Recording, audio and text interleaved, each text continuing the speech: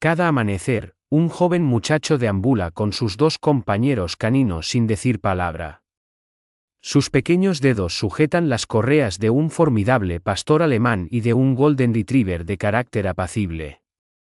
Para los residentes locales, parece una costumbre inusual, sin tutores, sin conversación, simplemente el niño y sus perros desapareciendo en la bruma matutina. Sin embargo, oculta en esta silenciosa observancia yace una realidad tan conmovedora, tan impactante, que promete asombrar. Un canino representa a su único pariente, el otro sirve como depositario de recuerdos. Sus instintos protectores se extienden más allá del niño, salvaguardan una verdad oculta arraigada en el dolor, el afecto y un acto último de expiación que perdurará en la mente mucho después de que la narración concluya. Exactamente a las 6:17 de la mañana, mucho antes de cualquier pensamiento sobre el primer timbre escolar, Elías emerge de la oscuridad. Una forma diminuta, apenas de 9 años de edad, envuelto en una sudadera raída demasiado grande, con los cordones de los zapatos perpetuamente desatados y poseedor de una quietud más profunda que el mero silencio. Flanqueándolo están Titán, un imponente pastor alemán cuya mirada inspecciona cada rincón como si fuera un centinela de servicio, y Estrella, una golden retriever con un andar tan etéreo como el vapor matutino. Su ruta es idéntica cada amanecer, más allá de la valla de estacas corroída con su pintura blanca desconchada, pasando la panadería que comienza sus operaciones prematuramente pero parece ajena a su paso, e invariablemente a través del parque local donde el césped permanece húmedo por el rocío e historias ocultas. Es una progresión regular, medida, similar a un hábito arraigado. No obstante, todo el vecindario no puede evitar la sensación de observar una escena repetitiva de una película enigmática. Una cierta extrañeza impregna todo el espectáculo. La manera en que Elías se abstiene de hablar o sonreír, la forma en que sujeta la correa de Titán, firmemente pero con una sensación de desesperación, como si soltarla hiciera que su mundo se desmoronara. La tendencia del pastor alemán a detenerse si algún individuo se aventura demasiado cerca. En una ocasión, un corredor se acercó inadvertidamente a corta distancia. Titán emitió un gruñido tan profundo que resonó hasta la médula. Estrella dio un solo ladrido y luego se reunió rápidamente con el niño. Elías no mostró signo de alarma, ni huyó. Simplemente murmuró algo inteligible solo para los caninos, y continuaron su viaje. Pronto, comenzaron a circular conjeturas en voz baja, ¿dónde estaban sus tutores? ¿Por qué estaba perpetuamente solo? ¿Por qué desaparecía después de su paseo?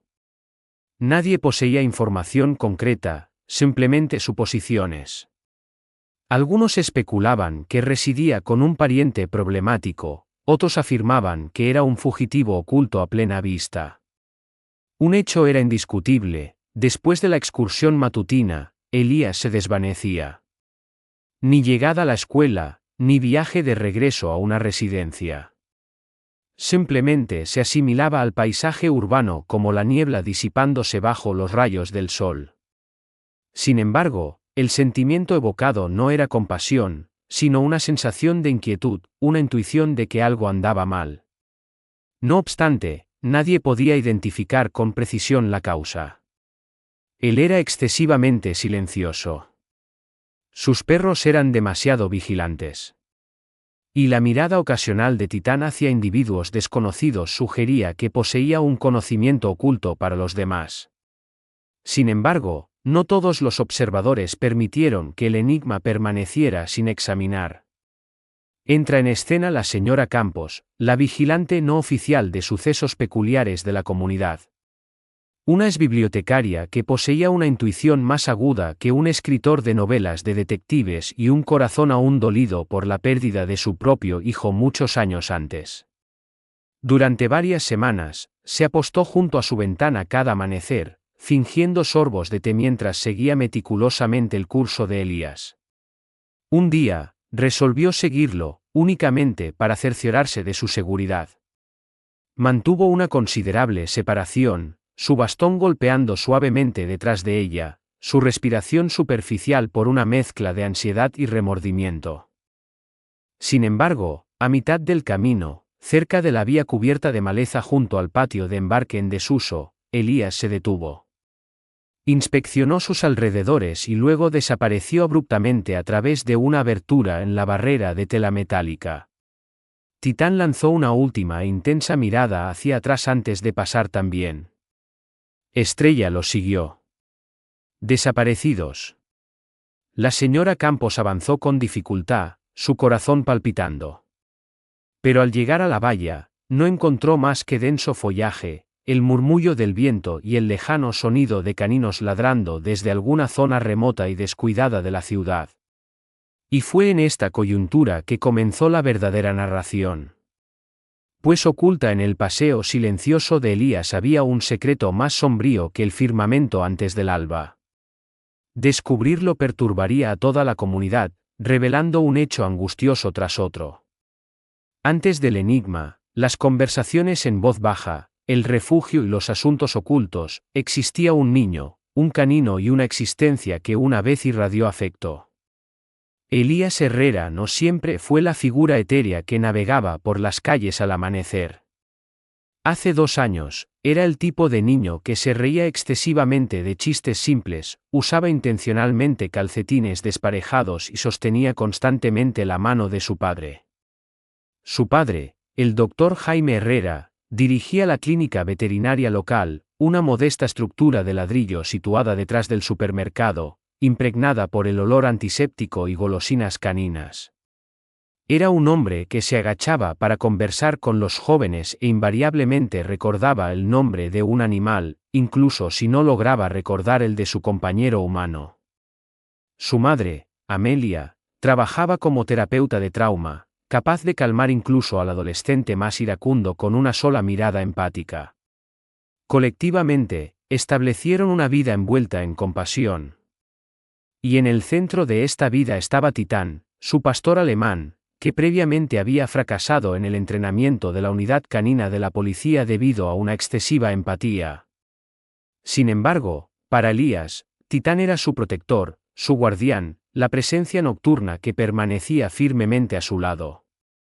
Su vida incluía domingos tranquilos pasados en el parque, helados licuándose más rápidamente de lo que el sol de verano podía ponerse, Titán persiguiendo discos voladores con entusiasmo de nivel olímpico y abundante risa. Tanto sonido alegre que incluso los cielos parecían sonreír con aprobación. Sin embargo, la vida, en todo su esplendor, posee una tendencia a tomar giros inesperados. El incidente ocurrió un martes. Elías lo recordaba claramente, ya que los panqueques para la cena eran una tradición de los martes. Su padre se había quedado hasta tarde en la clínica. Amelia había ido a ver cómo estaba. Elías, fatigado por una excursión escolar, se quedó en casa. Estaba acurrucado en el suelo con Titán, recitando de su libro de cuentos preferido, cuando la entrada principal fue abierta violentamente. No hubo tiempo suficiente para gritar. Solo el fuerte impacto del calzado, el sonido de cristales rotos y Titán, gruñendo con la intensidad de una tormenta, arrastrando a Elías al armario de almacenamiento detrás del mostrador de recepción. Más allá de la endeble barrera de madera, estalló el caos, exclamaciones, un ruido estrepitoso, luego quietud, seguido de pasos, deliberados y sistemáticos. Una forma oscura se filtró por el hueco debajo de la puerta. Elías contuvo la respiración. Titán permaneció cerca de él, inmóvil. El pomo de la puerta giró, luego cesó su movimiento. El sonido de los pasos se alejó y descendió un profundo silencio. Cuando las fuerzas del orden finalmente llegaron al lugar, Elías seguía situado en ese armario, agarrando el pelaje de Titán como si fuera su única conexión con la realidad. Sus padres habían desaparecido. La clínica estaba en desorden. La explicación oficial fue un robo fallido. Sin embargo, incluso en ese momento, algo se sentía mal, demasiado planeado, demasiado salvaje, demasiado meticulosamente ejecutado. A partir de esa noche, Elías dejó de hablar, ni a la policía, ni a los agentes de bienestar infantil, ni siquiera a los padres de acogida que hicieron breves intentos por cuidarlo.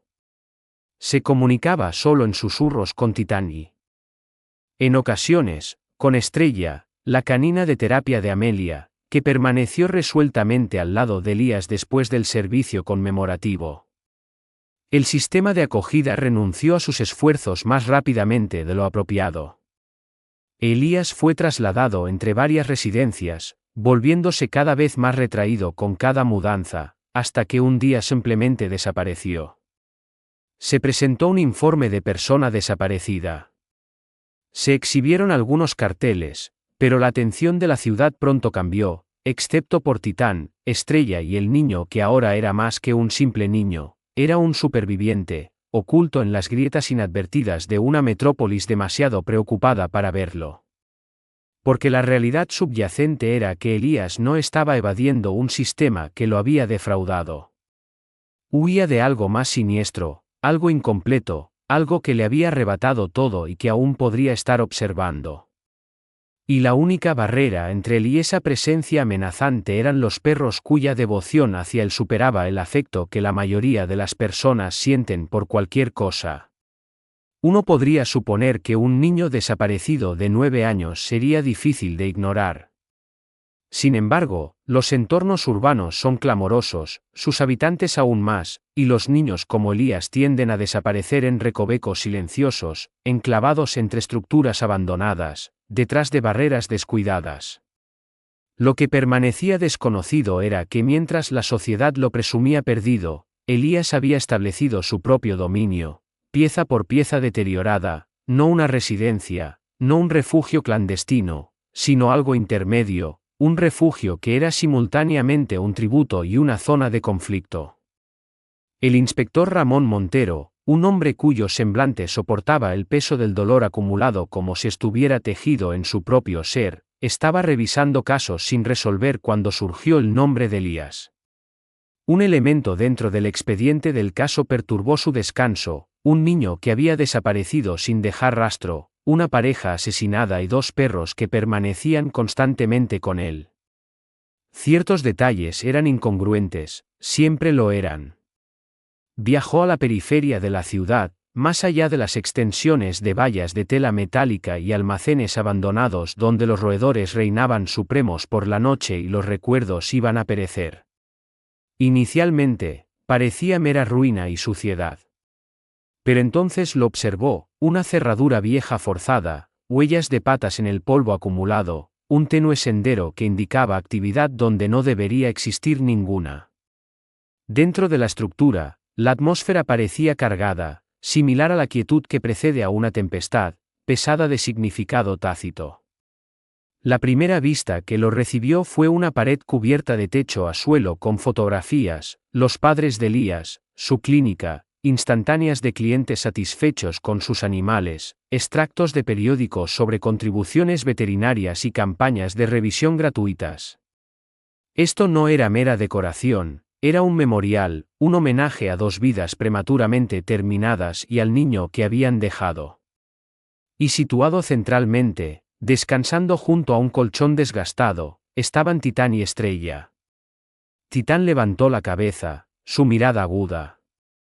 Estrella permanecía acurrucada junto a una pila de mantas, protegiendo algo invisible pero precioso. No hubo ladridos, ni hostilidad, solo una vigilancia serena e inquietante, como si esperaran una instrucción. Entonces Montero percibió al niño.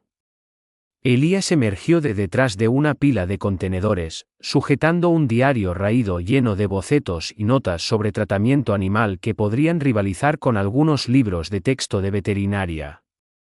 No huyó. No emitió ningún sonido. Simplemente le dio a Montero un solo asentimiento y se sentó junto a Titán, colocando suavemente su mano sobre una herida en proceso de curación cerca del hombro del perro. Montero permaneció en silencio. En cambio, se giró y salió del edificio, depositando una barrita de cereales y un recipiente de agua en el umbral. Porque esto era más que un simple refugio, era una misión. Elías había estado cuidando animales, numerosos de ellos, ardillas, aves, felinos callejeros, todos curados, alimentados y liberados al recuperar sus fuerzas. No se estaba ocultando del mundo. Estaba reparando sus elementos fracturados, un ser diminuto a la vez. Sin embargo, mientras Montero se marchaba, un detalle particular lo preocupó profundamente: una cámara vieja y dañada, sujeta con cinta adhesiva a la esquina de una viga de soporte. Parpadeó, solo una vez. Alguien más también estaba observando. Elías no solo estaba resistiendo, estaba siendo perseguido. Y lo que fuera que estuviera salvaguardando dentro de ese santuario, se extendía más allá del dolor. Durante un periodo, el refugio pareció inviolable, como un reino oculto suspendido entre cemento fracturado y recuerdos murmurados. Elías había creado algo sagrado a partir de la devastación, cuidando criaturas, alimentando los callejeros, anotando observaciones en diarios marcados por la tinta y el optimismo. Sin embargo, la tranquilidad es inherentemente transitoria. Y en esta ocasión, las fisuras en esa paz no solo insinuaban problemas, los perseguían activamente. Comenzó con un incidente menor: un recipiente de comida desapareció. Quizás un mapache, Elías lo descartó. Posteriormente, aparecieron huellas, hendiduras profundas, con forma de bota, en la tierra fuera de la entrada del santuario, demasiado nítidas, demasiado intencionadas. Titán las olfateó y su pelaje se erizó, su gruñido ahogado hizo vibrar el suelo. Las orejas de Estrella se pusieron alerta, su cola cesó su movimiento. Alguna entidad o individuo había estado muy cerca, observando. Aún así, Elías permaneció en silencio, ni hacia el mundo exterior ni hacia sí mismo. Simplemente instaló una cerradura adicional en la puerta, acercó a los perros por la noche y persistió con su trabajo. Porque cuando todo lo que uno aprecia es arrebatado violentamente, uno aprende a coexistir con la aprensión y a perseverar a pesar de todo. Sin embargo, el miedo posee un aroma, y Titán lo detectó. Una noche, en medio de un aguacero implacable, Elías estaba curando la pata de una ardilla herida a la luz de una lámpara de pilas. Fue entonces cuando Titán cargó hacia la puerta, ladrando como si presenciara un cataclismo. Estrella lo siguió, adoptando una postura protectora como una efigie dorada. Elías se quedó inmóvil. Ningún sonido emanaba del exterior, incluso la lluvia parecía contener la respiración. Se movió cautelosamente hacia la salida trasera, miró a través de una fisura en la ventana tapiada y lo percibió: una figura, no una ilusión, no una invención de su mente, sino una persona real, de pie justo más allá de la valla del límite, encapuchada y observando inmóvil. Elías no gritó, no sucumbió a la alarma. Se acercó a Titán, se arrodilló y murmuró algo comprensible solo para el canino. Titán cesó sus ladridos al instante, volviéndose silencioso, su mirada inquebrantable. En la quietud, Elías no solo escuchó el viento, sino su intuición, pues los instintos son invariablemente veraces. La figura se giró y desapareció entre los árboles. Al amanecer siguiente, el inspector Montero reapareció, habiendo mantenido vigilancia desde su vehículo durante toda la noche después de que las huellas fueran reportadas anónimamente. Trajo provisiones adicionales, mantas y un tomo de veterinaria de la consulta del padre de Elías, recuperado de archivos olvidados durante mucho tiempo. Aún se abstuvo de conversar con el niño, reacio a perturbar el delicado equilibrio. Sin embargo, en esta ocasión, dejó un mensaje escrito: ya no estás solo. Elías lo descubrió, lo leyó detenidamente y lo colocó detrás de la fotografía de sus padres. Pero la entidad en el bosque no se había marchado, y la intuición de Montero ahora clamaba con mayor urgencia. Esto no era una mera casualidad. Alguien perseguía a Elías, alguien que deseaba su muerte. Porque era concebible, solo quizás, que las partes malévolas se hubieran dado cuenta de que el niño no había perecido esa noche en la clínica. Y el conocimiento que poseía, Los recuerdos que guardaba eran más valiosos que su continuo silencio. Las tempestades poseen una peculiar habilidad para desenterrar verdades ocultas. Los cielos no murmuran, rugen. Y esa noche, cuando el firmamento se partió y la precipitación azotó el suelo con la ferocidad de un percusionista sobreestimulado, ocurrió una transformación. Elías ya no temía a los truenos, no después de todo lo que había soportado. Sin embargo, cuando Titán se levantó abruptamente, vigilante y tenso, Elías comprendió que esta tormenta en particular implicaría algo más que lluvia. Titán emitió un solo ladrido, penetrante y urgente. Estrella produjo un gruñido bajo. Ambos caninos dirigieron su atención a la pared este, donde el tejado del santuario luchaba por resistir el aguacero torrencial. Elías se detuvo, sus manos inmóviles alrededor de una bolsa de agua caliente que había estado preparando para un gatito febril. Entonces, a lo lejos, un ruido, no un ruido ordinario, sino un chillido, claramente animal, agudo y penetrante. Elías actuó sin vacilar. Cogió su abrigo impermeable, abrochó el collar de Estrella, hizo un gesto a Titán. Sin correa, solo confianza. Corrieron. El lodo salpicaba. Las ramas arañaban sus rostros. Los árboles cedían a la fuerza del viento como si ellos también ocultaran algo.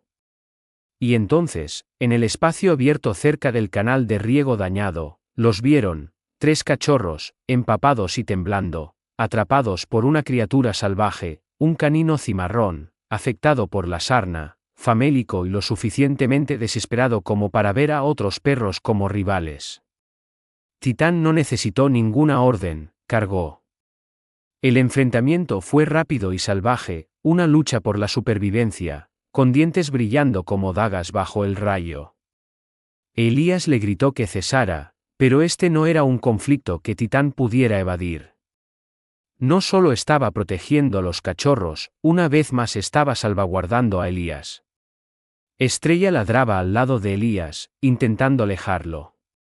Pero el niño se dejó caer de rodillas, con los ojos muy abiertos, el corazón fracturándose mientras Titán sufría una grave mordedura en el cuello, pero persistía hasta que el canino salvaje finalmente gimió y huyó hacia el bosque. La lucha concluyó. Titán cayó.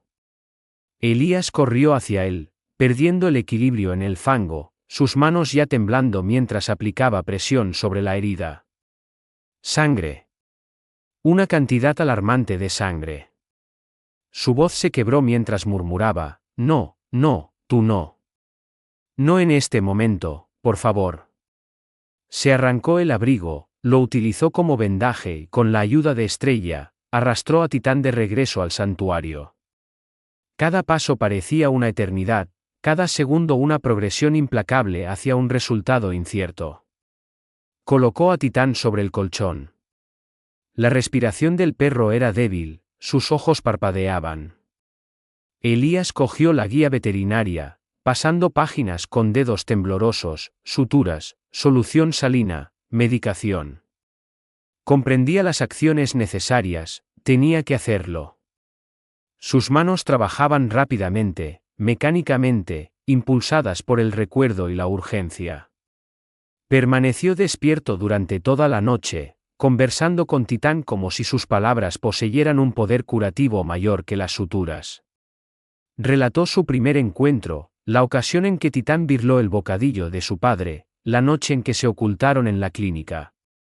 No tienes permitido abandonarme, murmuró Elías. Tú no.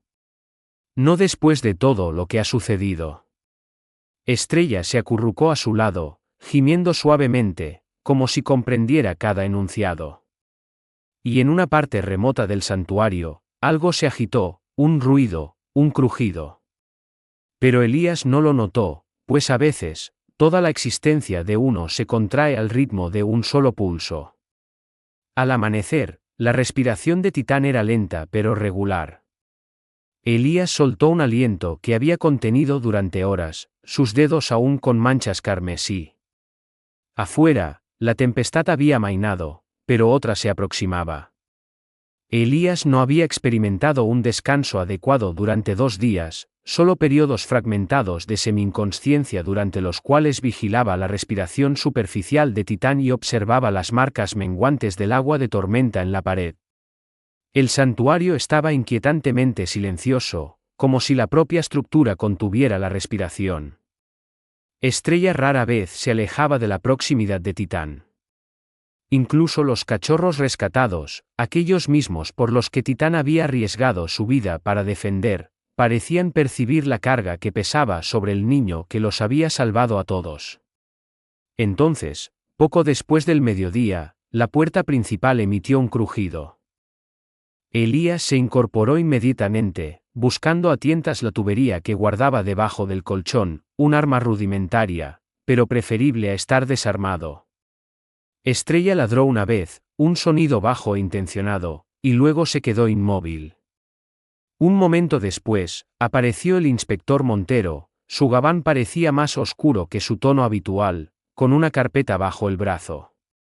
Inicialmente no dijo nada, simplemente observó a Elías, luego a Titán, y ofreció un mínimo asentimiento.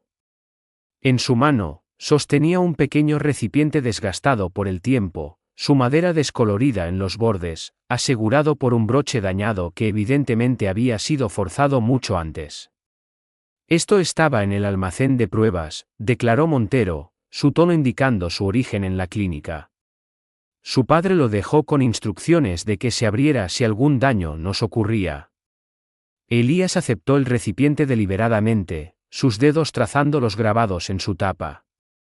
Minúsculas iniciales estaban marcadas a fuego en la madera, JH y H. Dentro yacía una misiva doblada, descolorida por la edad y asegurada con un sello de cera. Su nombre, Elías, estaba inscrito con la caligrafía inclinada de su padre. Sus manos temblaron al abrir el sello. La carta contenía más que una simple despedida, era una confesión, una advertencia, una guía hacia una realidad oculta bajo el informe oficial de un robo fallido.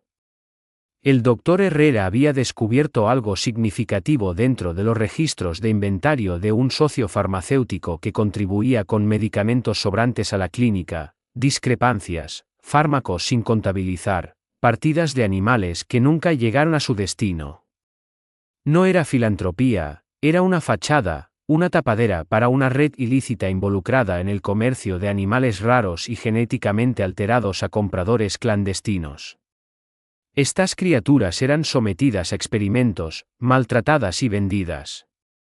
Cuando intentó revelar sus hallazgos, comenzó la intimidación, seguida del allanamiento en la clínica. Elías había sido testigo, no casualmente, sino como resultado del destino. Y el individuo que observaba desde el bosque podría no haber completado su tarea prevista. Elías dejó caer la carta, sus ojos se llenaron de lágrimas, no de miedo, sino de rabia, de comprensión. Todo cobró sentido, la quietud, las figuras acechantes, porque Titán se había comportado consistentemente más como un protector que como un simple compañero, porque la aparición de Montero no había parecido una interferencia inoportuna sino una intervención oportuna. Montero permaneció junto a la entrada, observando a Elías lidiar con la verdad revelada.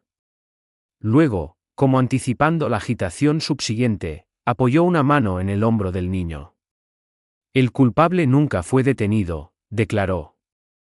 No formalmente, pero esto altera toda la situación. Elías levantó la cabeza, su voz aún diminuta pero lo suficientemente aguda como para perforar la quietud reinante. ¿Creen que perecí? Montero afirmó con un asentimiento. Lo que te da una ventaja estratégica. Era más que una simple carta, era un impulso. Y en ese instante, el niño que previamente solo se había comunicado en susurros con sus caninos descubrió algo más potente que la aprensión, encontró determinación. La atmósfera parecía más opresiva esa noche, no con el peso de una tormenta inminente, sino con una tensión deliberada, como si la propia ciudad estuviera en suspenso. El inspector Montero estacionó su vehículo más adentro del callejón de lo habitual, apagando los faros prematuramente. Una fuerte intuición le informaba que este era el momento crítico. La carta, las huellas, la abrasión en el collar de Titán, el individuo encapuchado en el bosque, todas las indicaciones se alineaban, apuntando hacia una única e inevitable conclusión: lo habían localizado. Mientras tanto, dentro del santuario, Elías estaba sentado en silencio junto a Titán. El pastor alemán se recuperaba gradualmente, aún con suturas y contusiones, pero respirando con la cadencia constante de un luchador. Estrella se movía inquieta, con la cola baja y las orejas erguidas. Lo sintió antes que nadie: los caninos poseen tales premoniciones. Disciernen cuando la tranquilidad está a punto de ser destruida. Elías también lo percibió, no simplemente aprensión, sino una convicción. En esta ocasión, no habría alerta previa. Entonces ocurrió el suceso. La entrada trasera, considerada durante mucho tiempo inoperable, crujió al abrirse, un mero susurro de ruido, pero que cortó la quietud como un chillido. Elías giró, con los ojos muy abiertos. Esta vez no agarró la tubería, en su lugar, tomó la linterna, la activó, dirigió su haz hacia la puerta y lo vio. Un hombre, de unos 40 y tantos años, con guantes, la capucha levantada. No un simple intruso, no llevaba linterna, no mostraba indecisión, solo acción, calculada, exacta, desapasionada. El hombre entró. No se pronunciaron palabras, solo una sola mirada a Elías, luego a Titán, luego a la cámara de la esquina que Elías había colocado. Y abruptamente, un clic, un cuchillo apareció en su mano. Eso fue provocación suficiente para Titán. El pastor alemán herido se levantó, emitiendo un gruñido como un trueno. Sin importar su condición, a pesar de sus heridas, se interpuso entre el hombre desconocido y Elías sin un momento de vacilación. El hombre hizo una pausa, claramente sorprendido de que el perro aún fuera capaz de moverse. Elías retrocedió, con el corazón palpitando, buscando desesperadamente cualquier cosa, un medio de defensa, un teléfono, una intervención divina. Se produjo una lucha. El hombre desconocido atacó y Titán respondió. Estrella se unió a la refriega con un chasquido de mandíbulas. La habitación se sumió en el tumulto, llena de gritos, ladridos y el sonido de muebles volcándose. Elías buscó refugio mientras el extraño pateaba con fuerza a Titán contra los contenedores. Sin embargo, el perro cargó de nuevo, la sangre manando de su flanco. Y entonces, un solo disparo, rápido y ensordecedor. La mano del extraño tembló, un arma de fuego ahora levantada, no simplemente un cuchillo. Estrella se quedó inmóvil. Titán gruñó profundamente, sus ojos brillando. Pero antes de que el hombre pudiera descargar su arma de nuevo, un estruendo, la entrada del santuario se abrió de golpe. El inspector Montero entró como una fuerza destructiva, con el arma apuntada. «Suéltela», ordenó. El extraño se giró demasiado lentamente. Montero lo derribó al suelo. El arma se deslizó. Titán, a pesar de temblar, aseguró las piernas del asaltante. Estrella ladró como una señal de batalla, con la cola rígida. Y así, concluyó. El hombre yacía esposado en el suelo del santuario, con el rostro magullado y la respiración dificultosa. Montero lo miró fijamente. ¿Quién lo envió?, inquirió. No hubo respuesta. Pero entonces Elías lo notó, un medallón desprendido del bolsillo del abrigo del hombre, una insignia de plata grabada con un símbolo, el mismo que estaba en el contenedor de envío de medicamentos que su padre había anotado. Elías lo recuperó, examinándolo. Sus manos permanecieron firmes esta vez, pues ahora no había incertidumbre. Sus padres no habían sido víctimas de un delito al azar. Y él no era simplemente un niño abandonado en una ciudad fracturada. Era un objetivo. Y la contienda estaba lejos de terminar. Cuando el sol ascendió al día siguiente, iluminó algo más que otra sección dañada de la ciudad, anunció una transformación genuina, del tipo que surge solo después de que la agitación se ha agotado, dejando atrás algo más puro, algo más resiliente. Elías estaba de pie fuera del santuario, o lo que quedaba de él, los muebles destrozados, el agujero de bala en la pared, las manchas de sangre seca en el cemento. Todo testificaba el conflicto que acababa de concluir. Sin embargo, no parecía temeroso, parecía sereno, no debido a una ausencia de miedo, sino porque, por primera vez en mucho tiempo, comprendió que no estaba solo. Titán emergió a su lado, cojeando, con las suturas aún recientes, pero con la cabeza erguida con porte regio. Estrella lo seguía de cerca, con la cola moviéndose suavemente, sus ojos inspeccionando la calle como una protectora silenciosa. No necesitaban comunicación verbal, su conexión se expresaba a través de la respiración y miradas compartidas. No eran simplemente animales, constituían su pasado, su defensa y, ahora, sus perspectivas. El inspector Montero había ocupado el resto de la noche haciendo llamadas telefónicas. Algunas a individuos influyentes. El medallón que Elías había descubierto inició una investigación exhaustiva. El hombre detenido era más que un simple asesino, era un mensajero, una pista que desentrañó un caso inactivo durante mucho tiempo que involucraba comercio ilícito de animales, encubrimientos oficiales y finanzas malversadas presentadas como contribuciones. Y Elías no iba a ser devuelto al sistema de acogida, porque la señora Campos, la misma mujer que una vez lo había observado con desconfianza desde su ventana, estaba en la entrada del santuario sosteniendo un bloc de notas y 2 tazas de té caliente. No hizo preguntas, simplemente sonrió y declaró: «Vienes conmigo, jovencito. Comenzaremos con un baño caliente y una comida nutritiva. Nos ocuparemos del resto más tarde». Elías permaneció en silencio, simplemente asintiendo, pero sus ojos, grandes, cansados y ligeramente más vibrantes que el día anterior, transmitían todo lo necesario. La población local tampoco permaneció indiferente.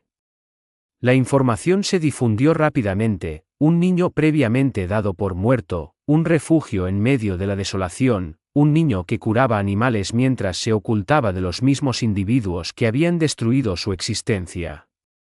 La gente llegó, inicialmente con mantas, luego con sustento canino, luego con herramientas, luego con fondos. Al concluir la semana, el santuario no solo existía, estaba revitalizado. Fue rebautizado como Refugio Herrera, en homenaje a sus padres, una clínica gratuita, un refugio, una residencia para criaturas y humanos heridos y abandonados por igual. Y cada amanecer, Elías recorría esa calle familiar con Titán y Estrella acompañándolo. Sin embargo, ahora, los residentes locales no murmuraban, gesticulaban, sonreían e incluso ocasionalmente lo acompañaban, correas en mano, preguntando si instruiría a sus hijos sobre cómo entrenar a sus caninos de rescate recién adoptados. Y Elías comenzó a hablar una vez más. No extensamente, pero lo suficiente.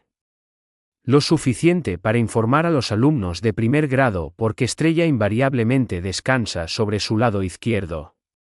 Lo suficiente para revelar el capricho preferido de Titán, seguía siendo la mantequilla de cacahuete.